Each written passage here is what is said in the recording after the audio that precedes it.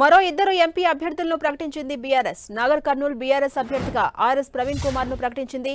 RS Praveen Kumar ఇటీవలే బీఎస్పీకి రాజీనామా చేసి బీఆర్ఎస్ లో చేరారు. మెదక్ ఎంపీ అభ్యర్థిగా పి వెంకట్రామిరెడ్డిని ప్రకటించింది.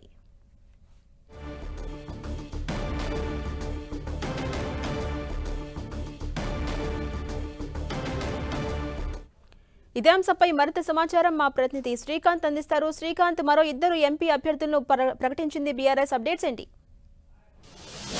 ఇప్పటి వరకు బీఆర్ఎస్ 13 మంది అభ్యర్థులను ప్రకటించినట్లయింది. ఈరోజు తాజాగా గతంలో 11 మంది ఎంపీ అభ్యర్థులను బీఆర్ఎస్ ఖరారు చేయగా ఈరోజు మరో ఇద్దరు అభ్యర్థులను పార్టీ అధినేత కేసీఆర్ ఖరారు చేశారు. మెదక్ పార్లమెంట్ స్థానం నుంచి మాజీ ఐఏఎస్ అధికారి పి వెంకట్రామిరెడ్డి ప్రస్తుతం సిట్టింగ్ ఎమ్మెల్సీగా కొనసాగుతున్నారు. ఆయనను పార్టీ అభ్యర్థిగా ఖరారు చేసింది.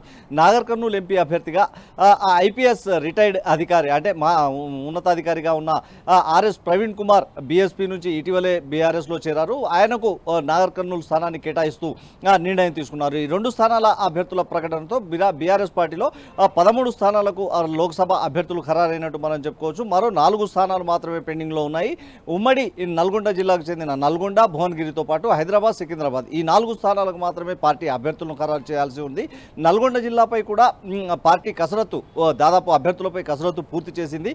అధికారికంగా అభ్యర్థులు వెల్లడించాల్సి ఉంది. హైదరాబాద్ విషయానికి వస్తే హైదరాబాద్ పార్లమెంట్లో పోటీ చేసే అభ్యర్థిని పార్టీ నామమాత్రంగానే పరిగణిస్తుంది. కాబట్టి హైదరాబాద్ అభ్యర్థిగా ఎవరిని రంగంలోకి దించినా పెద్దగా పట్టించుకోవాల్సిన అవసరం లేని పరిస్థితి ఉందని చెప్పుకోవచ్చు ఝాన్సీ. అయితే సికింద్రాబాద్ విషయానికి వస్తే సీనియర్ నేత బీఆర్ఎస్ పార్టీలో సీనియర్ నేతగా ఉన్న మాజీ మంత్రి మాజీ డిప్యూటీ స్పీకర్ పద్మారావు పేరు ప్రముఖంగా వినిపిస్తుంది. పద్మారావును సికింద్రాబాద్ అభ్యర్థిగా ఖరారు చేసే అవకాశం ఉన్నట్టు తెలుస్తూ ఉంది.